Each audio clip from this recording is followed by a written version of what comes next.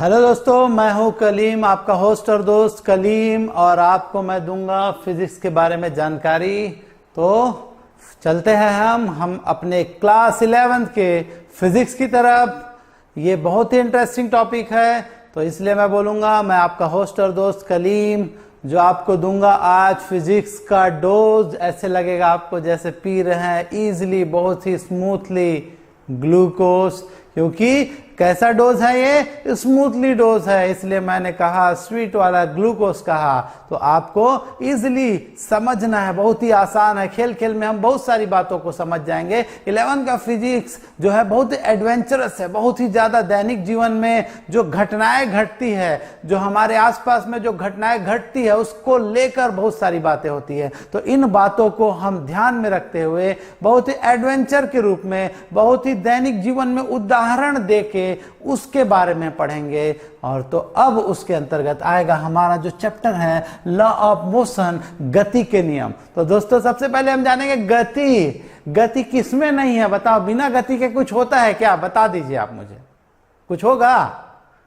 अब आप क्या समझ रहे हैं आप जानिए। गति क्या होती है? ठीक है, गति का मतलब होता है चलना, चाहे आपके हृदय का धड़कना हो, चाहे किसी भी चीज के बारे में, चाहे बच्चा जब पैदा होता है तो कुछ दिन बाद वो चलना प्रारंभ कर जाता है। अर्थात हमारा बॉडी भी एक मशीन है जिसमें सभी पार्ट्स क्या कर रहे हैं? रन कर रहे हैं, मूव हो रहे हैं, मोशन में है, गति अवस्था में है। जहां पर अगर हमारा हृदय धड़कना बंद कर दिया, अगर गति करना बंद कर दिया, तो शायद हम भी बंद हो जाएंगे। ठीक है, हमारा यही सब है। तो ब्रह्मांड में सब बताएंगे कि सभी चीजें क्या हैं? गतिमान है, क्योंकि हम भी स्थिर नहीं है भैया। क्यों? क्योंकि समस्त ब्रह्मांड में सभी ग्रह गतिशील है, और उस ग्रह में हम भी सवार हैं। हम समझते हैं कि जैसे ट्रेन चल रही है और ट्रेन पर हम बैठे हैं, तो हमारी अपेक्षा सामने वाला जो व्यक्ति बैठा है वह हमारी अपेक्षा विरामावस्था में है। या ऐसा कह सकते हैं कि हम जब ट्रेन में रहते हैं तो बाहर से देखते हैं तो जब झाड़ होते हैं, जो पेड़ पौधे होते हैं, वो दौड़ते हुए दिखाई पड़ते हैं, एक दूसरे के सापेक्ष गति अवस्था में दिखाई पड़ते हैं। तो इसके बारे में कुछ अध्ययन करेंगे। तो अब हम चलते हैं गति के नियम। और गति के नियम में बहुत सारे चीजों का, चाहे कोई वस्तु विरामावस्था में है, चाहे वो गत्यावस्था में है, और उसके स्थिति में परिवर्तन के लिए किसी बाह्य कारक की आवश्यकता होती है। कि वो बाह्य कारक होता क्या है, उस बाह्य कारक को हम क्या कहते हैं, तो हम बताएंगे। उस बाह्य कारक का क्या नाम है? बल। इट मीन्स फोर्स कहते हैं, बल कहते हैं। तो बताएंगे वह बाह्य कारक जो किसी वस्तु की विरामावस्था अथवा गत्यावस्था या स्थिति आकृति में परिवर्तन कर देता है। क्या कहा हमने? वह बाह्य कारक जो किसी वस्तु की क्या विरामावस्था, गत्यावस्था, आकार या आकृति में परिवर्तन कर देता है, उस बाह्य कारक को ही हम क्या कहते हैं? बल कहते हैं। वह बाह्य कारक जो किसी वस्तु की विरामावस्था, गत्यावस्था, आकृति में, उसके आकार में परिवर्तन कर देता है, उसे क्या कहते हैं हम? उस बाह्य कारक को ही हम बल कहते हैं। और बल का जो SI मात्रक होता है, बल का SI मात्रक हम कहते हैं न्यूटन। इसको यहां से ही लेके चलेंगे, फिर CGS पद्धति में चलेंगे। CGS मात्रक होता है डाइन। देखो भौतिकी में ना सबसे पहले जो महत्वपूर्ण है, जैसे आपके नाम की पहचान आपके किससे होती है? सरनेम से होती है। कि भाई मेरा नाम जो भी है, मान लिया जाए आपका नाम है सुरेश वर्मा, राहुल शर्मा, राहुल साहू, या जो भी है, वो आपकी पहचान है, आपको इंडिकेशन को बताता है। वैसी भौतिक राशि जो फिजिकल क्वांटिटीज हैं, वह क्या बतलाती है? उसके जो मात्रक होते हैं वो उसकी पहचान को बतलाते हैं। इससे सबसे पहले आपको याद रहना चाहिए, जो भौतिक राशि है उसमें हमें क्या करना चाहिए? मात्रकों को अवश्य याद रखना चाहिए। तो चलते हैं हम बल के बारे में। तो हमने कहा था कि बल क्या है? वह बाह्य कारक जो किसी गतिमान अथवा विरामावस्था में या गत्यावस्था या विरामावस्था वस्तु के आकृति आकार में जो परिवर्तन कर देता है या परिवर्तन करने की चेष्टा करता है, उसे क्या करते हैं? उसे क्या कहते हैं? बल कहते हैं। तो अब आ जाते हैं जड़त्व। हमारा मेन है इनर्टिया। जड़त्व क्या होता है? विरोध, स्थिति में परिवर्तन का विरोध या असमर्थता, ऐसा कह लें। असमर्थता होती है ना। वो कैपेबल नहीं होता है कि अपने क्या कर सके, अपने कंडीशन में चेंजेस लाने के। तो फिर बताएंगे किसी वस्तु का वह गुण जो अपनी विरामावस्था अथवा गत्वा अवस्था में परिवर्तन करने में असमर्थ होता है। क्या बताया? किसी वस्तु का वह गुण जो अपने विरामावस्था अथवा गत्यावस्था में परिवर्तन करने में असमर्थ होता है। वस्तु के इसी गुण को क्या कहा जाता है? उस वस्तु का जड़त्व कहा जाता है। क्या कहा मैंने? किसी वस्तु का वह गुण जो अपनी विरामावस्था अथवा गत्यावस्था में अपने अवस्था में को परिवर्तन करने में असमर्थ होता है, नॉट कैपेबल होता है, वह योग्य नहीं हो पाता है। तो वस्तु के इसी गुण को वस्तु का क्या कहते हैं? जड़त्व कहते हैं। तो काइंड ऑफ इनर्टिया यह दो प्रकार का होता है। एक होता है विराम का जड़त्व और दूसरा होता है गति का जड़त्व। ठीक है। तो अब यहां पर देखो, फिर से मैं डेफिनेशन को बताता हूं कि विराम और गति है ना, ये दोनों के डेफिनेशन, इन दोनों के डेफिनेशन ना इसी में ही छुपे हुए हैं।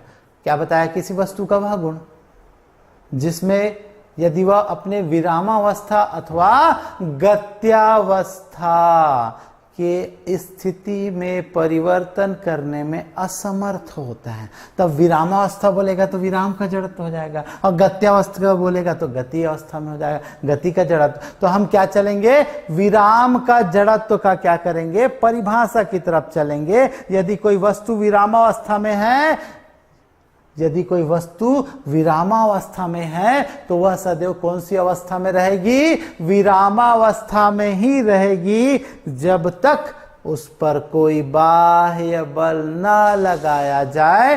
तो इसे ही क्या कहेंगे? उस वस्तु के उस गुण को विराम का जड़त्व कहेंगे। किसी वस्तु, जैसे हम क्या करते हैं अपने फ्रेंड सर्कल में, कहते हैं कि यार चलना घूम के आएंगे, वो क्लास में बैठा है और बोलेगा अरे चलना बे, चलना, चलते हैं, चलना, तो बोलेगा नहीं नहीं यार, तो आप उसको जबरदस्ती खींचोगे, उसकी स्थिति में परिवर्तन करोगे, आप बाह्य बल लगा रहे हो, लेकिन वह क्या कर रहा है? नहीं, अपने अवस्था में परिवर्तन करने में असमर्थ है, वह नहीं जाना चाहता है, लेकिन आप उसको खींच रहे हो, अर्थात बाह्य बल लगा रहे हो। अर्थात जब बाह्य बल नहीं लगा रहे थे तब तक वह असमर्थ था, बैठा था। अगर आप उसको जबरदस्ती खींच रहे हो तब वो आपके साथ जा रहा है, अर्थात आपके द्वारा लगाया गया बल क्या है? वह बाह्य बल है। तो बताया, जब किसी वस्तु का वह गुण जब तक वह विरामावस्था में होती है तो वह विरामावस्था पर ही रहेगी, जब तक उस पर क्या ना लगाया जाए, जब तक कोई इसके बाह्य बल ना लगाया जाए। इसके बहुत सारे उदाहरण देखने को मिलते हैं।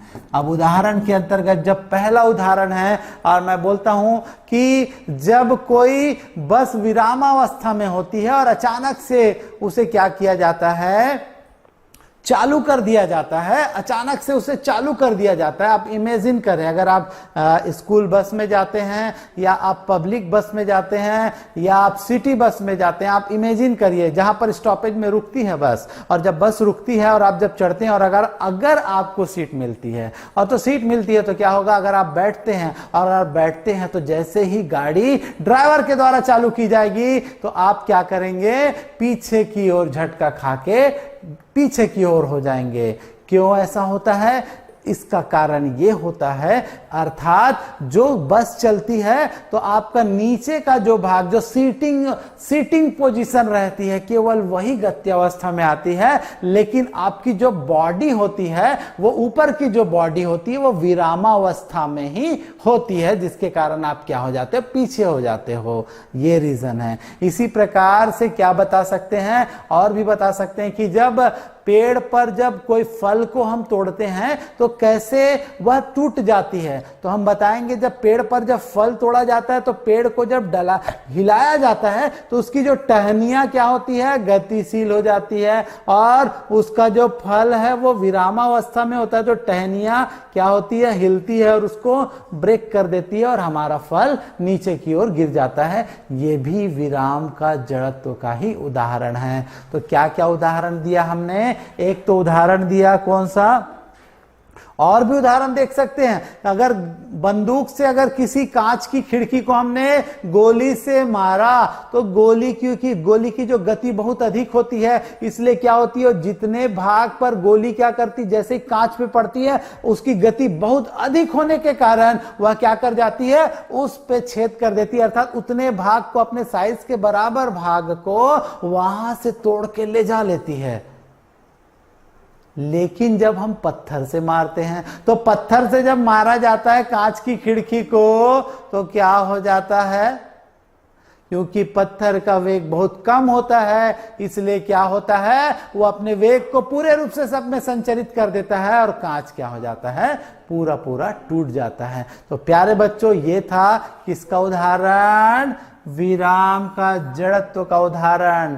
तो ये था क्या, जब किसी वस्तु का, जब कोई वस्तु विरामावस्था में है तो वह विरामावस्था में ही रहेगी जब तक उस पर कोई बाह्य बल ना लगाया जाए। तो ये था आपका विराम का जड़त्व। अब आ जाते हैं हम गति के जड़त्व की तरफ। गति का जड़त्व वही होगा, जब कोई वस्तु गत्यावस्था में है तो वह गत्यावस्था में ही रहेगी।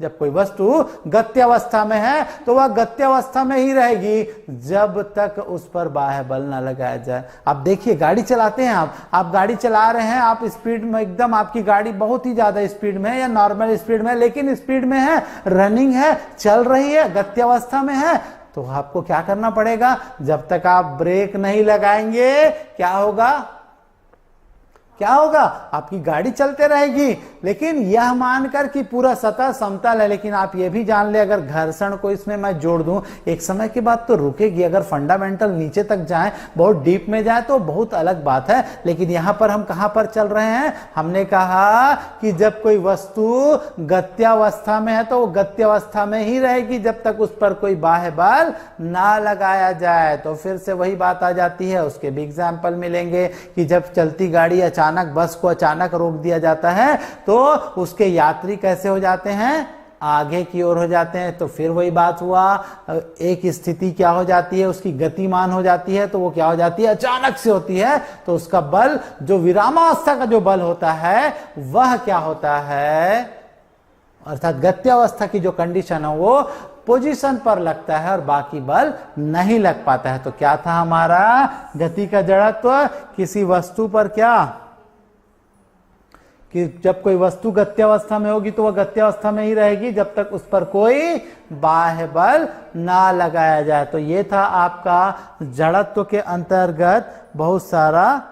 और आप ये भी देखें, कभी कभी देखना, हम ट्रेनों पर चलते हैं और ट्रेन पे बहुत सारे लड़के अपने स्टंट दिखाने का कोशिश करते हैं, या बस पे भी देखेंगे तो स्टंट, जब वो चलते हैं गत्यावस्था में चलते हैं तो दोनों अगर वो उतर रहे हैं तो ट्रेन और या बस दोनों में से किसी से भी उतर रहे हैं, और उतरते समय क्या होता है, जब वो दौड़ते हैं तो बस से उतर रहे हैं तो बस के स्पीड के बराबर उनकी स्पीड होगी तो ठीक है, ट्रेन से उतर रहे हैं तो ट्रेन के बराबर की उसकी स्पीड है तो ठीक है, तब वो सुरक्षित पार, वह क्या हो जाएंगे, उतर जाएंगे। अन्यथा उनके अपोजिट या उनसे कम स्पीड होगा तो वह क्या हो जाते हैं, वह गिर जाते हैं। वो भी किसके कारण होता है, क्योंकि वहां पर क्या हो जा रहा है, वो गत्यावस्था में है, अचानक से। गत्यावस्था का मतलब उस वेग के पैरेलल उस वस्तु जो ट्रेन है, वह बस है, दोनों के पैरेलल अगर उनमें से किसी में भी उतर रहे तो उनके वेग, उनके गति के बराबर आपका भी गति होगा, तभी आप क्या पाओगे, उनको सर्वाइव कर पाओगे और आप नहीं गिर पाओगे। जो अधिकतर घटनाएं होती हैं ट्रेन से, अगर बहुत सारे लोग स्टंट करके उतरते हैं, वो अंदर की ओर जाते हैं, तो यही कारण होता है। तो प्लीज इससे बचे और इसको ना करें। तो ये था आपका क्या, जड़त्व और उसके प्रकार। तो अब चलेंगे हम न्यूटन के गति के प्रथम नियम की तरफ। तो न्यूटन का प्रथम नियम और जड़त्व का भी तो नियम है, वही तो कह रहा है। ये भी दोनों को मिलाकर क्या कह रहा है, जब कोई वस्तु गत्यावस्था में है तो वह गत्यावस्था में रहेगी, जब कोई वस्तु विरामावस्था में है तो विरामावस्था में ही रहेगी, जब तक उस पर कोई बाह्य बल ना लगाया जाए। तो इसे जड़त्व का नियम भी तो कह सकते हैं। प्रथम नियम को इसलिए जड़त्व का नियम भी कहते हैं, लॉ ऑफ इनर्टिया कहते हैं। फर्स्ट लॉ ऑफ न्यूटन को क्या कहते हैं, लॉ ऑफ इनर्टिया कहते हैं। तो ये था न्यूटन के गति का प्रथम नियम। और जितने एग्जाम्पल्स है आप इसके एग्जाम्पल्स भी दे सकते हैं, कोई दिक्कत नहीं होता है। अब आ जाते हैं हम किसके तरफ, संवेग। संवेग क्या होता है, मोमेंटम। मोमेंटम की तरफ चलेंगे हम। चलते हैं, संवेग क्या होता है, किसी वस्तु का संवेग।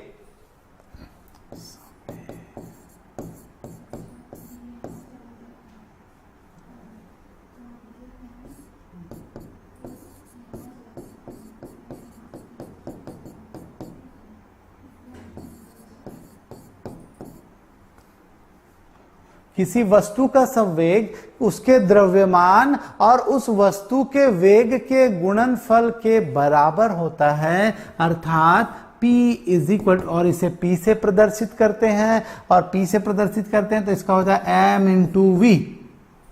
फिर से बोल रहा हूं, क्या कहा, किसी वस्तु का द्रव्यमान और उस वस्तु के वेग के गुणनफल को हम क्या कहते हैं, संवेग कहते हैं, और इसे P से प्रदर्शित करते हैं। यह एक सदिश राशि है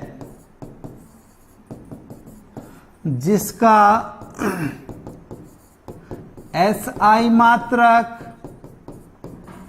क्या होगा, देखो निकालना, द्रव्यमान का होता है किलोग्राम और इसका होता है मीटर पर सेकेंड, किलोग्राम मीटर पर सेकेंड। अब इसकी विमा भी निकाल लेते हैं, विमीय सूत्र क्या हो जाएगा, MLT माइनस 1, क्योंकि देखो किलोग्राम का M होता है, V का LT माइनस 1 होता है, जैसे मैंने यूनिट एंड मेजरमेंट में पढ़ाया था। तो क्या बताया, किसी वस्तु का द्रव्यमान और उस वस्तु के गुणनफल के मान को ही हम संवेग कहते हैं, और संवेग को P से प्रदर्शित करते हैं। यह एक सदिश राशि होती है और जिसका SI मात्रक क्या होता है, किलोग्राम मीटर पर सेकेंड होता है, और इसका विमीय सूत्र क्या होता है, MLT माइनस 1।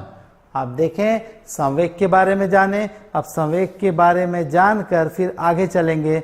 देखो अब यहां पर कुछ इसके बारे में बात करते हैं। जब भी कोई हल्की वस्तु होती है उसको गतिमान करना है, एक हल्की वस्तु एक गतिमान वस्तु, मान लिया जाए 1 किलो का बॉल है और लोहे का, और एक प्लास्टिक का बॉल है। अब जब आप दोनों को देखोगे तो आप क्या पाओगे कि जब दोनों को हमने क्या करना है, जब उसको गतिशील करना है तो हल्की को क्या करना पड़ेगा, हमको हल्के को कम बल लगाना पड़ेगा और भारी को ज्यादा बल लगाना पड़ेगा, अर्थात दोनों को, हल्का को कम और ज्यादा को। और इसी प्रकार से एक ऑटो है, मान लिया जाए, उनको गतिशील करने के लिए देखो, जब हल्का था तो इसको कम बल लगाकर ज्यादा गतिशील किया जा सकता है, और दोनों को जब समान बल लगाया जाएगा तो हल्की वस्तु की गति ज्यादा हो जाएगी अपेक्षाकृत किसके, भारी वस्तु के। इसकी विपरीत जब इसको रोका जाएगा, तो इसको जब रोका जाना है तो क्या हो जाएगा, तो जो भारी वस्तु उसको रोकने में भी ज्यादा बल लगेगा,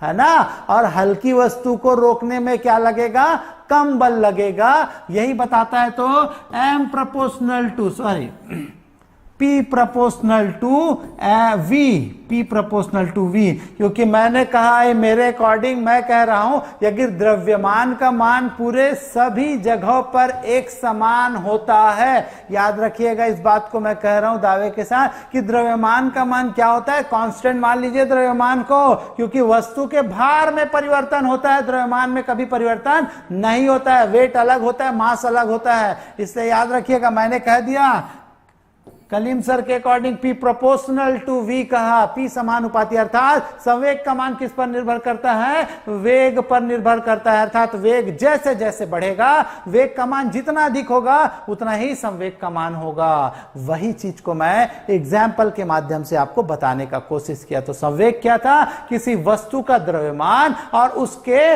वेग के गुणनफल को ही हम क्या कहते हैं, संवेग कहते हैं। और संवेग एक सदिश राशि है, इसको P से प्रदर्शित किया जाता है और इसका विमा सूत्र होता है mLT-1। अब चलेंगे हम किस पर, न्यूटन के गति के द्वितीय नियम की तरफ चलते हैं, न्यूटन के गति के द्वितीय नियम की तरफ।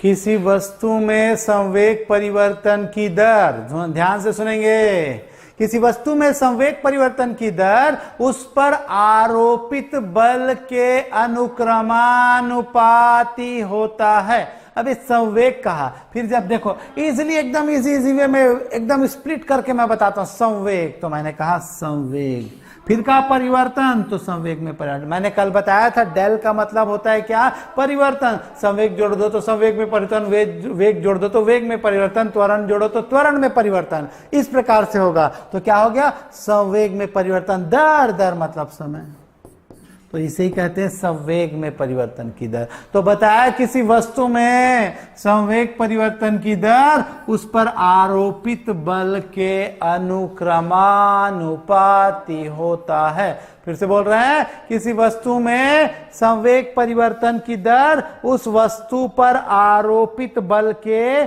समानुपाती या अनुक्रमानुपाती होता है। इसे ही न्यूटन के गति का द्वितीय नियम कहते हैं। अब हम इसकी व्युत्पत्ति की तरफ चलेंगे, चलते हैं इसकी व्युत्पत्ति की तरफ।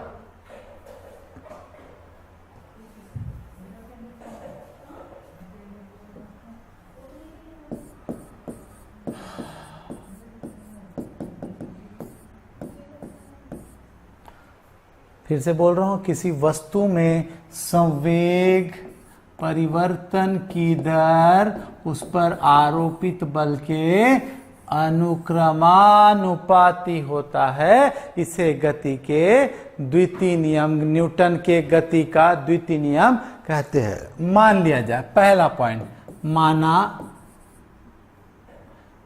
m द्रव्यमान की कोई वस्तु है, माना कि m द्रव्यमान की वस्तु जिसका वेग u है, तो संवेग बराबर P1, संवेग P1 बराबर m इंटू u। देखिए, क्योंकि फॉर्मूला है द्रव्यमान गुना वेग, उसके अकॉर्डिंग मैंने कर दिया। ये इक्वेशन नंबर क्या किया, 1। फिर कहा t समय पश्चात या सूक्ष्म डेल t समय पश्चात उसके F बल आरोपित करने पर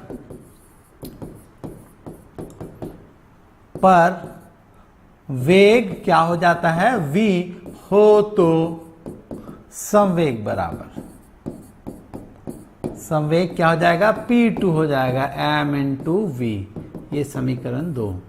समीकरण नंबर 2 माइनस क्या किया, 1, तो पाया P2 minus P1 is equal to m v minus m u। ये क्या बता रहा है, अंतिम संवेग माइनस प्रारंभिक संवेग, अर्थात संवेग में परिवर्तन, ये कहलाएगा डेल पी। ठीक है, ये सभी सदिश राशियां, इसलिए इनमें क्या लगते हैं, तीर लगते हैं जी, इसको याद रखिएगा।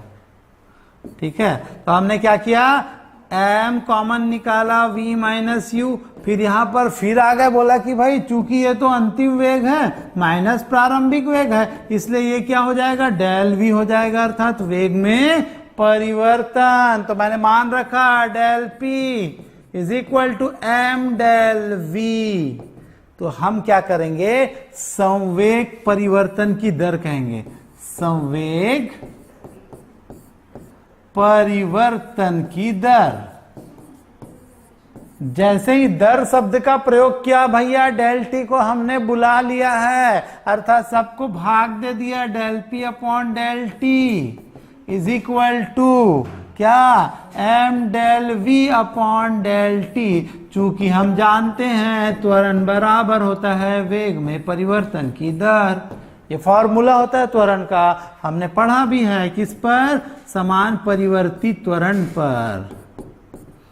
m इंटू ए कहा, ये समीकरण नंबर हमने क्या कहा, 3। फिर कुछ नहीं कहा, न्यूटन के गति के द्वितीय नियमानुसार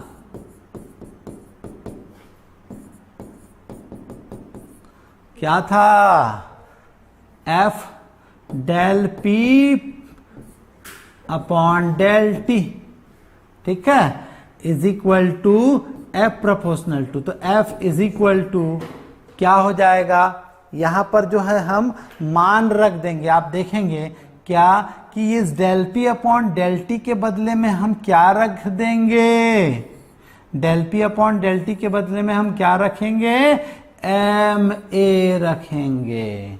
तो हम पाएंगे F इज इक्वल टू के एम ए, जहां पर के एक समानुपातीय नियतांक है जिसका मान मात्रक की पद्धति पर निर्भर करता है। तो यहां पर हम बोल देंगे चूंकि के बराबर 1 हो जाएगा, तो F इज इक्वल टू क्या हो जाएगा, एम ए। बोलता है न्यूटन के गति के समीकरण द्वितीय नियम को लिखकर सिद्ध कीजिए कि F is equal to M A.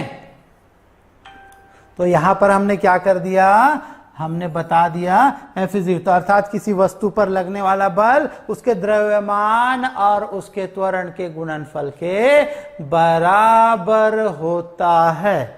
तो ये था आपका क्या, न्यूटन के गति का द्वितीय नियम। फिर से एक बार रिवाइज कर लेते हैं। तो न्यूटन के गति का द्वितीय नियम क्या था, न्यूटन के गति का द्वितीय नियम था, क्या कहते हैं, किसे कहते हैं कि किसी वस्तु पर संवेग परिवर्तन की दर, उस पर आरोपित बल, संवेग परिवर्तन की दर, इसे कहते हैं संवेग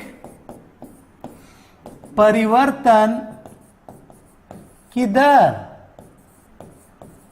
उस पर आरोपित बल के अनुक्रमानुपाती होता है। अर्थात ये, फिर मैंने कहा कि भाई माना कि अंद्रव्यमान का कोई वस्तु है जिसका प्रारंभिक वेग आपको क्या दिखाई पड़ रहा है, तो u दिखाई पड़ रहा है। तो संवेग बराबर फार्मूला होता है द्रव्यमान गुना वेग। तो द्रव्यमान तो m था, वेग हमने u लिया था, तो u कर दिया p1 बराबर। फिर का t समय पश्चात जब उस पर f बल आरोपित कर दिया जाता है तो वहां पर दिखा भाई उसका संवेग p, क्योंकि m प्रोपोर्शनल टू v, मैंने बताया था वेग बदलेगा तो संवेग भी बदलेगा। इससे जब वेग u से v हुआ तो संवेग भी p1 से क्या हुआ, P2 हो गया, पिंटू हो गया। तो फिर हमने दोनों को घटा दिया, और जब घटाया तो क्या पाया, परिवर्तन पाया, अंतिम माइनस प्रारंभिक पाया, अर्थात संवेग में परिवर्तन। तो हमने P2 माइनस P1 को क्या लिख दिया, डेल P लिख दिया। और जब डेल P लिखा तो m डेल V, फिर यहां पर भी दिखा, घटाया तो वेग में भी परिवर्तन दिखाई पड़ रहा, अंतिम वेग माइनस प्रारंभिक वेग हो गया। और जब अंतिम माइनस प्रारंभिक वेग अर्थात वेग में परिवर्तन, फिर हमने कहा वेग संवेग में परिवर्तन की दर, और दर कहा तो समय से भाग दिया दोनों पक्षों को, तो ये स्टैंडर्ड वैल्यू त्वरण की हो जाती है, मैंने आपको दिखाया है। और ये इज इक्वल टू ma। फिर हमने जिस नियम को हमने लिया था उसकी सहायता से जिसको हम क्या कर रहे थे, सिद्ध करने का प्रयास कर रहे थे, हमने इसको फिर से लिखा और इसके बदले में यहाँ पुट किया, तो हमने क्या पाया, F is equal to ma हमने पाया। यही था न्यूटन के गति का द्वितीय नियम को सिद्ध करना। आप देख सकते हैं।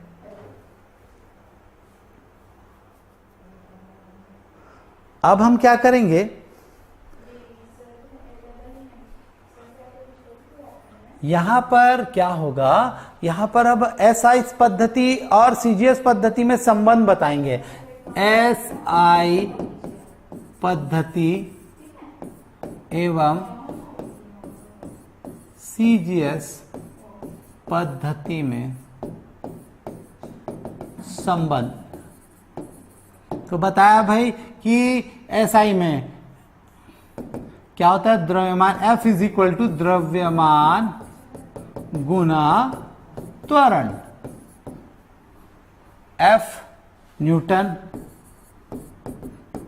बराबर 1 किलोग्राम, अर्थात 1000, या 1 किलोग्राम तो पहले लिख देते हैं, 1 किलोग्राम इंटू त्वरण क्या हो रहा है, 1 मीटर प्रति सेकंड स्क्वायर का जब त्वरण उत्पन्न कर देता है, 1 मीटर प्रति सेकंड स्क्वायर। और अब इसको CGS में, अब इसका देखो SI पद्धति में इसका ना स्टैंडर्ड आपको फॉर्मूला बताता हूं मैं। न्यूटन, 1 न्यूटन की क्या परिभाषा होती है, 1 न्यूटन वह बल होता है जो किसी 1 किलोग्राम की वस्तु पर 1 मीटर प्रति सेकंड स्क्वायर का त्वरण उत्पन्न कर दे। क्या कहा, फिर से बोल रहा हूं कि 1 न्यूटन बल वह बल होता है जो 1 किलोग्राम की वस्तु में 1 मीटर प्रति सेकंड स्क्वायर का त्वरण उत्पन्न कर देता है। 1 किलो बराबर CGS में कन्वर्ट कर रहा हूं, इधर SI है, 1 किलोग्राम बराबर 1000 ग्राम इंटू 1 मीटर बराबर कितना, 100 सेंटीमीटर, तो होगा 10 की घात 5। तो 1 न्यूटन बराबर होता है क्या, 10 की घात 5 डाइन। ये आपका स्टैंडर्ड मान है गाइस, आपको याद रखना है कि 1 न्यूटन बराबर कितना होता है, 10 की घात 5 डाइन होता है। तो ये था आपका न्यूटन के गति का द्वितीय नियम। आप देख लें, समझ लें।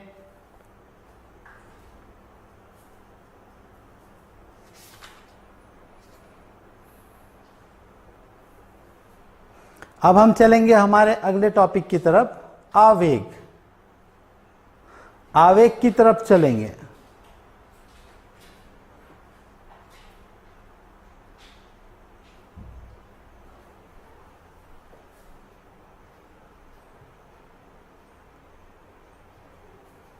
आवेग, आवेग क्या होता है देखें,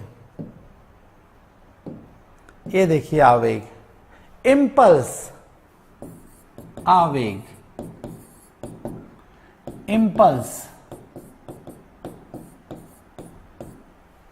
क्या होता है, जब किसी वस्तु पर सूक्ष्म समय के लिए बल लगाया जाता है तो, क्या कहा, जब किसी वस्तु पर सूक्ष्म समय अंतराल के लिए जब कोई बल लगाया जाता है तो क्या होता है, उसे क्या कहते हैं, उस वस्तु का आवेग कहते हैं। अर्थात इसको टाउ से रिप्रेजेंट करते हैं। किससे करते हैं, टाउ से रिप्रेजेंट करते हैं। तो क्या बताया, बल गुना सूक्ष्म समय अंतराल, सूक्ष्म समय अंतराल। तो क्या बताया, जब किसी वस्तु पर सूक्ष्म समय अंतराल के लिए कोई बल लगाया जाता है तो उसे क्या कहते हैं, आवेग कहते हैं। इसे टाउ से प्रदर्शित करते हैं। टाउ पढ़ने आना चाहिए आपको, ठीक है। तो टाउ से प्रदर्शित करते हैं, यह एक सदिश राशि है। चलते हैं आगे, बल का मान होता है F, इसका फॉर्मूला इनटू सूक्ष्म समय अंतराल अर्थात डेल टी। तो टाउ इज इक्वल टू क्या हो गया इसका formula, tau is equal to F del T. अब इसका हम बताएंगे, यह एक कौन सी राशि है? सदिश राशि है। ठीक है, और इसका मात्रक के बारे में चला तो क्या हो जाएगा? इसका मात्रक हो जाएगा न्यूटन सेकेंड, क्योंकि बल का स्टैंडर्ड आता होता है न्यूटन और फिर सेकेंड। फिर आ गया विमीय सूत्र। विमीय सूत्र निकाला तो क्या पाया? विमीय सूत्र निकाला तो पाया बल का होता है mLT-2 इंटू टी का टी। तो दोनों आधार समान होते हैं तो घात जुड़ते हैं, तो ऋण 2 में धन 1 जुड़ेगा तो ऋण 1 हो जाएगा, अर्थात mLT-1। तो ये हो गया आपका ये क्या? आवेग। तो आवेग बराबर क्या होता है? जब किसी वस्तु पर सूक्ष्म समय अंतराल के लिए जब कोई बल लगाया जाता है तो क्या कहलाता है? उसे क्या कहते हैं? आवेग कहते हैं। इसे टाउ से प्रदर्शित करते हैं। यह एक सदिश राशि होती है और इसका विमीय सूत्र हम निकाल चुके हैं, आप देख सकते हैं।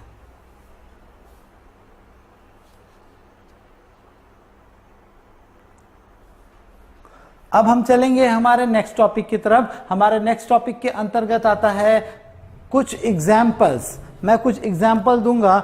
ये अभी हमने जो न्यूटन के गति का F is equal to del T upon del T पढ़ा है ना, इसके अकॉर्डिंग मैं कुछ बातें बताना चाहूंगा आपको। कैसे देखेंगे?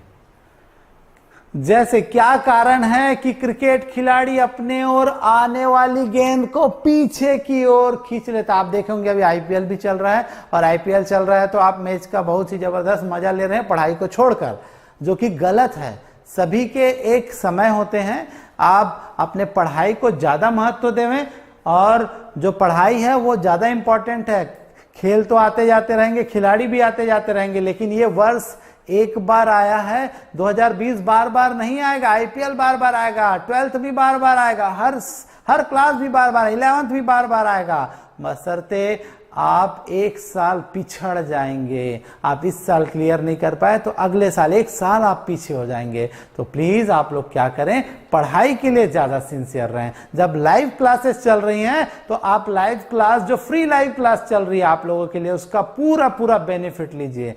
तो हम चल रहे थे कहां पर? इसके एग्जाम्पल की तरफ। एग्जाम्पल क्या कारण है कि क्रिकेट खिलाड़ी अपनी ओर आने वाली गेंद को पीछे की ओर खींच लेता है? तो बताएंगे यहां पर F, यहां पर डेल पी को कांस्टेंट मानते हैं ना, ये व्युत्क्रमानुपाती का संबंध को आप देखें, F proportional T 1 upon del T, है ना, इनवर्स प्रोपोर्शनल टू, अर्थात बल समय के व्युत्क्रमानुपाती है। ये व्युत्क्रम का मतलब अगर समय बढ़ेगा तो बल कम लगेगा। याद रखना, आप कुश्ती वाले को देखते हैं, ताइक्वांडो है, बहुत सारे जो गेम्स हैं उन पे देखते हैं तो एक शीट बिछी रहती है और उस पर क्या रहता है? वो फोम रहता है। और क्यों लगाते हैं फोम? फोम को इसलिए लगाया जाता है क्योंकि वहां पर जब कुश्ती वाला प्लेयर है एक को दूसरे को पटकेगा, एक दूसरे को जब पटकेंगे तो जमीन पर रहेंगे तो उनको बहुत ज्यादा चोटें आएंगी, लेकिन वहां पर क्या होगा? उस गद्दे को बिछा दिया जाता है जिसके कारण उनको चोट कम लगता है। क्यों लगता है उसका फाइनल यहां पर मैं आपको डिटेल बताऊंगा। वही चीज इसी सूत्र से होता है कि अब देखिए, लेकिन मैं दूसरे एग्जाम्पल से बताता हूं, आप समझ जाएंगे। जब क्रिकेट खिलाड़ी अपनी ओर आने वाली गेंद को जब कैच करता है तो अपने हाथ को क्या करता है? पीछे की ओर खींच लेता है, और जब पीछे की ओर खींचता है तो क्या होता है? डेल टी के मान में वृद्धि हो जाती है। और डेल टी तो बताएंगे सूत्र है F is equal to del P upon del T से डेल टी के मान में वृद्धि होती है, जिसके कारण क्या होता है? उसे बल कम लगता है, जिसके कारण क्रिकेट खिलाड़ी आसानी से कैच ले लेता है और उसको चोट भी नहीं लगती है। कौन सा? न्यूटन के गति के द्वितीय नियम से, इस फॉर्मूले से। फिर बताएंगे क्या कारण है कि फर्श पर जो पॉट होता है, पॉट जो कांच का पॉट होता है ना, वो गिरता है तो क्या होता है? चकनाचूर हो जाता है, फूट जाता है। लेकिन कच्चे फर्श पर गिरता है तो क्या होता है, वह नहीं फूटता है। क्यों? क्योंकि हमारा जो कच्चा फर्श है ना स्पंजी होता है। स्पंजी होने के कारण क्या होता है, वो जैसे फर्श पर चलता है ना तो वो पूरा लैंड करने में वह समय लेता है, और समय लिया अर्थात डेल टी के मान में क्या हो गई, वृद्धि हो गई। और डेल टी के मान में वृद्धि हुई तो जो लगने वाला आरोपित ऊपर से जो लग रहा था बल, उसके मान में क्या हो जा रही है, कमी हो जा रही है। और कमी होने के कारण क्या हो रहा है, हमारा कच्चे फर्श में जो पॉट होता है वो नहीं फूटता है। ऐसी और बहुत सारे उदाहरण आप दे सकते हैं प्यारे बच्चों। सर्कस वाला तो मैं बता दिया, या खेल वाला। सर्कस से जो ऊंचाई से बहुत सारे जो जोकर्स क्या करते हैं, जंप मारते, और नीचे में क्या रहता है, आप पुराने फिल्मों में भी देखे होंगे कि जब वो बिल्डिंग्स में आग लगी रहती है और आग लगती है तो क्या करते हैं, सब चारों तरफ ना बहुत सारे लोग जाली बिछा देते हैं ताकि हीरो कूदेगा। और हीरो कूदेगा तो हीरो कूद रहा है, कूदेगा तो क्या करेगा, जाली में नीचे की ओर जितना ज्यादा उसका वेट होगा वो उतना जाली को नीचे की ओर लेके चला जाएगा। अर्थात समय के मान में क्या हो रहा है, वृद्धि हो रहा है। और समय के मान में वृद्धि होने के कारण बल के मान में कमी हो रहा है, जिसके कारण उसको चोट नहीं लगेगा। या गद्दे पर भी अगर कूदेगा, अगर ज्यादा हाइट नहीं है, अगर कोई व्यक्ति गद्दे से जोकर कूद रहा है, सर्कस का जोकर, या आप ताइक्वांडो प्लेयर को अगर आप पटक दे रहे हैं, कुश्ती प्लेयर को आप उस शीट पर पटक दे रहे हैं, तो वो शीट क्या आ जाती है, स्पंजी रहता है। जो पटकाते हैं तो लगता नहीं है, वो धंसता है। धंसने के कारण समय के मान में वृद्धि हो जाती है। और वृद्धि होने के कारण क्या हो जाता है, और वृद्धि होने के कारण उसके डेल टी के मान में वृद्धि हो जाती है। और वृद्धि होने के कारण बल के मान में कमी आता है, जिसके कारण से उसे चोट नहीं लगता है। तो मैंने आपको एक से एक बात बताया है इसके एग्जाम्पल के साथ, और अगर आपको उम्मीद करता हूं ये बहुत अच्छे से समझ में आएगा। और कॉम्पिटिटिव एग्जाम में यही छोटी छोटी बातें पूछता है तो आप एकदम से आपके लिए इजी हो जाएगा। एकदम मक्खन करके रखिए, एकदम इजी बना के रखिए, कोई हेडेक लेने का नहीं है। रोज रोज की क्लास अटेंड करिए और हाथ में एक पेन और कॉपी रखिए और उसको मेन बातों को नोट करते जाइए। उम्मीद करता हूं आपको बहुत मजा आएगा, आपके जबरदस्त कंप्लीट नोट्स भी बनेंगे और आपको पढ़ने में मजा आएगा। तो आज हमारा अंतिम टॉपिक है न्यूटन के गति का तृतीय नियम। प्रत्येक क्रिया के बराबर एवं विपरीत प्रतिक्रिया होती है। प्रत्येक क्रिया के बराबर एवं विपरीत क्रिया होती है। देखो अकॉर्डिंग टू मेरा पॉइंट ऑफ व्यू क्या कहता है, छोटा सा मेरा पॉइंट ऑफ व्यू है। देखो क्रिया के विपरीत प्रतिक्रिया, पहले छोटा सा मैं चलो थोड़ा सा इधर बात कर लेते हैं। क्रिया, प्रत्येक क्रिया के विपरीत क्या होती है, प्रतिक्रिया होती है। यहां पर एक मैं डिवाइस बना रहा हूं, एक चित्र बना रहा हूं। इस मान लिया जाए एक बेंच होगा और इस बेंच पर क्या है, कोई वस्तु रखी होगी और जिसका जो बल कहां पर लग रहा है, ऊपर की ओर। और इसके विपरीत एक है F21, ये एक बल लग रहा है। तो फिर क्या कहा, क्रिया के विपरीत प्रतिक्रिया। तो नीचे वाला लगता है ना, वो क्रिया कहलाता है, और उससे ऊपर की ओर लगता है उसे क्या कहते हैं, प्रतिक्रिया। एक्शन के अपोजिट रिएक्शन। अब मेरे को किसी ने मार दिया और मार के भाग गया, या मार दिया और वो ज्यादा लोग थे और मैं थोड़ा सा क्या कर गया, सहम सा गया और मैं कुछ नहीं बोल पाया, तो 4 लोग थे जड़ के चले गए, साला मार दिया यार। लेकिन मेरे मन में रहेगा वो मेरे को मारा है, मैं उसका बदला लेके रहूंगा, मैं छोड़ूंगा नहीं। तो ये क्रिया, उसने मार तो दिया, प्रतिक्रिया तो आपको दिखाना है। एक्शन आप लेंगे, आप भी अपने 4-6 दोस्त को लेके जाएंगे, उसको पेल के आएंगे, मार के आएंगे। तो ये होता है। ऐसे ही क्या करेंगे, अब यहां पर क्या, प्रत्येक क्रिया के विपरीत प्रतिक्रिया बराबर होती है। अर्थात F21 का मान और F12, ये माइनस चिन्ह क्या बता रहा है कि ये भैया इस क्रिया के विपरीत है। बराबर तो मान है लेकिन विपरीत प्रतिक्रिया को बतला रहा है। अर्थात इन दोनों का जो योग होता है, बीजी योग क्या हो जाएगा, 0 होता है। याद रखना, क्रिया और प्रतिक्रिया बल का बीजी योग का मान 0 के बराबर होता है। इस बात को आप याद रखिएगा। अब इसके अंतर्गत क्या करते हैं, कुछ एग्जाम्पल देते हैं कि क्या कारण है। रस्सी बाल्टी खींचते समय जब क्या करता है व्यक्ति, पानी खींचता है तो अचानक रस्सी टूटती है तो वह पीछे की ओर झटके लग जाते हैं, पीछे की ओर गिरने का प्रयास करता है या झटका लग जाता है। तो ऐसा क्यों होता है? क्रिया बाल्टी गिरी, जितने झटके से, जितने बल से, जितना बल झटके से वो नीचे की ओर जा रहा है, झटका लगा, उतना ही झटका आपको शरीर के ऊपर लगेगा। तो उसने बाल्टी नीचे की ओर गिरी, वह क्रिया था, और आप दूसरी ओर थे तो आपकी ओर कौन सा बल लगा? प्रतिक्रिया लगा। ऐसे ही और बता सकते हैं, बंदूक से जब गोली, राइफल से जब कोई जवान गोली चलाता है तो अपने कंधे पर क्या करता है? राइफल को ऐसा रखता है, और जैसे वो गोली चलाता है, दिक दिक दिक दिक, इस प्रकार से जब चलाता है तो वो क्या करता है? वाइब्रेट होता है। तो अगर एकदम एक ठोक को अगर स्लो मोशन में देखे तो वो क्या करता है? धन, ऐसा छोड़ा, एक गोली छोड़ा तो एक बार पीछे हुआ, फिर सामने हुआ, फिर ऐसा किया। तो इसी को जल्दी जल्दी चलता है तो इस प्रकार से क्या है? वो वाइब्रेट होता है। तो वो जैसे एक गोली आगे की ओर क्रियाबल की ओर निकल जाती है तो उसके विपरीत झटका आपको लगता है, वही क्या कहलाता है? प्रतिक्रिया बल कहलाता है। तो क्रिया के विपरीत प्रतिक्रिया बराबर होती है, इसे ही गति का तृतीय नियम कहते हैं। तो प्यारे बच्चों, आज की क्लास को हम यहीं पे ओवर करेंगे, यहीं पर खत्म करेंगे। उम्मीद करता हूं आपको बहुत अच्छा लगा होगा। तो आज के लिए इतना ही। मैं आपका होस्ट और दोस्त कलीम, जो आपको दिया मैंने फिजिक्स का डोज, और बहुत ही अच्छा लगा होगा, जैसे लगता है आपको ग्लूकोज। तो आज के लिए इतना ही, तब तक के लिए फिर से मिलते हैं। धन्यवाद।